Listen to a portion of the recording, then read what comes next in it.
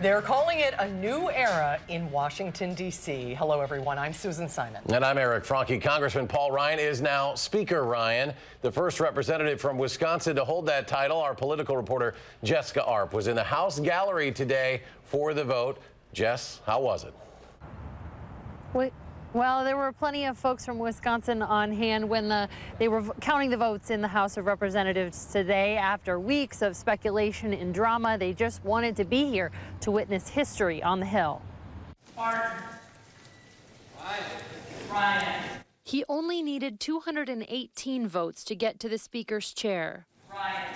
The tally in the end was 236. Therefore, the Honorable Paul D. Ryan of the state of Wisconsin, having received a majority of the votes cast, is duly elected as Speaker of the House. Wisconsin's first Speaker of the House then entered the chamber, turning first to the left and greeting Democrats and then Republicans, and then turning the page. But let's be frank. The House is broken. We're not solving problems. We're adding to them. And I am not interested in laying blame. We are not settling scores.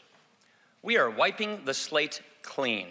But while his attention was on the future, the gallery held his past. Next to his family was former governor and presidential candidate Mitt Romney, who we caught up with after the event. A man of uncommon intelligence and obvious experience, and an ego that's held in check, and it allows him to reach across to people of differing viewpoints in his own party and in the opposition party. I think he'd be a wonderful Speaker of the House. I look forward to seeing him lead.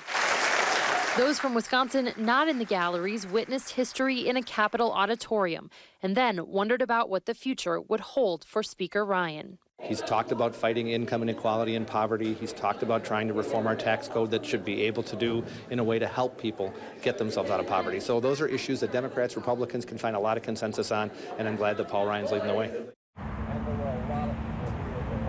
Now, Ryan will join his colleagues at the nearby Library of Congress for a reception this evening. Much of the House members and some of their spouses and families are expected to attend, as well as Ryan's family, of course. Coming up tonight on News 306, we'll talk to his brother Tobin about what today really meant to his family and what it could mean for Janesville.